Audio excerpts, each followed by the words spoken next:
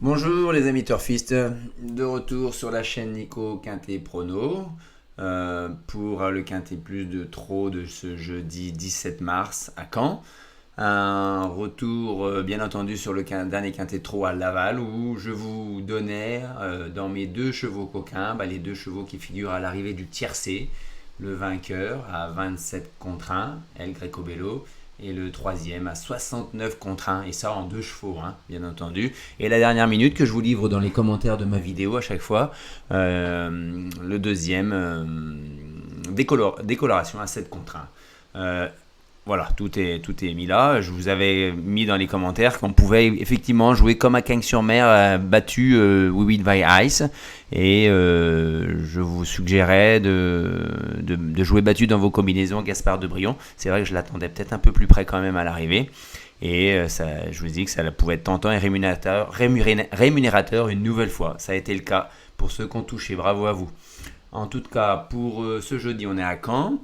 On est sur une course B européenne avec 4-5 chevaux italiens notamment sur 2450 mètres pour des 5 ans qui n'ont pas gagné 200 000 euros avec un recul de 25 mètres à 100 000 euros. Ils seront 16, 8 au premier échelon, 8 au deuxième échelon.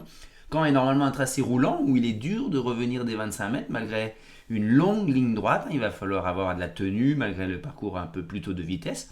Mais dans ce lot, avec seulement 8 chevaux devant, 4 étrangers qui n'ont pas forcément démontré leurs aptitudes corde à droite, vous allez voir dans mes sélections, je vais pencher un peu en faveur des chevaux des 25 mètres qui ont également couru dans des lots nettement supérieurs. Donc voyons voir ce que ça va donner. Donc je vous suggère le cheval en béton de la course. Je pars sur le 16, Hermine Girl, la jument à Provo, qui va être menée par Gaby Gilormini, qui vient jamais pour faire de la figuration. Il a toujours des ambitions. Il affiche certes une certaine confiance qui n'est pas toujours concrétisée dans les résultats, mais là on peut y aller. C'est un entourage qui vise la victoire. Il vient de finir deuxième sur le même parcours en 1-12-5, dans un lot bien plus relevé, certes avec des chevaux qui n'avaient pas accumulé des gains sur leur dernier mois de parcours, de course, mais donc bon. Là, déféré des 4, à l'aise à droite, moi j'y vais et elle va faire sa course, cette jument. Ensuite, en cheval copain, je vais prendre la régularité de hold-up du Dijon devant, qui a une belle aptitude à corde à droite, 12 sur 14 dans les 5 premiers. Il vient de faire deux courses de rentrée, déféré des 4. Il est peut-être un peu mieux sur les longues distances actuellement. Donc c'est pour ça que je l'envisagerais peut-être davantage pour une place dans le quintet. Mais c'est un nombre, il n'a pas toujours le choix des engagements, donc il faut y aller.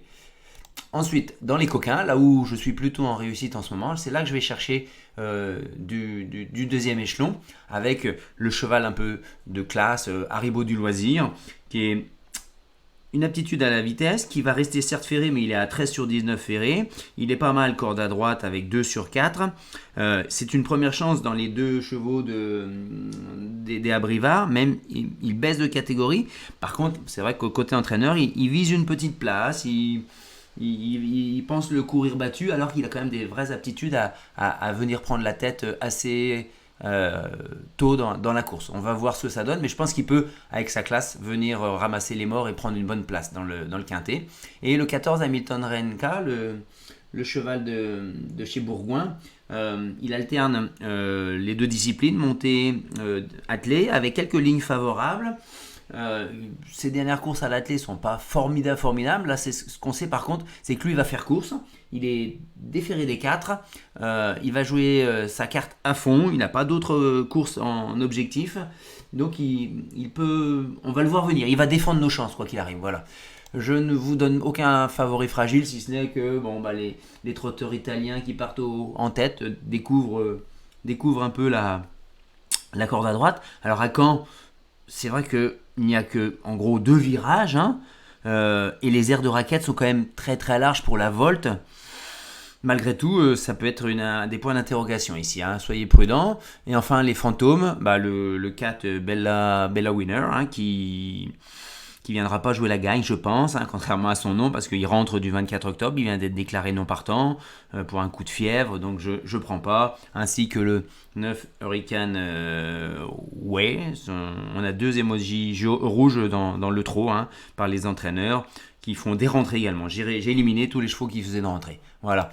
Donc comme je vous disais à Laval, Gaspard de Brion battu, comme je vous le conseillais, même si je l'attendais un peu plus près. Donc on est en échec sur le favori bâton qui devrait figurer dans le trio. Et c'est vraiment fort dommage parce que avec les 2 coquins qui font l'arrivée, ça aurait été un beau combo. Dexter Château a malheureusement fait une grosse faute au départ. Il était 50 mètres derrière. Il est revenu finir 7 ou 8e. Mais c'est vraiment dommage parce que je pense qu'il aurait bien figuré. Et nos fantômes qui finissent 10, 12 et distancés comme je m'y attendais un petit peu. Hein. Donc rendez-vous demain à partir de 13h, le jour des courses, pour avoir mon cheval de dernière minute. On se retrouve de plus en plus nombreux à suivre ces vidéos, uniquement pour les quintés de trot. Donc n'hésitez pas à m'encourager, likez, un petit pouce bleu, abonnez-vous pour être informé du prochain pronostic pour un quintet de trot. À bientôt.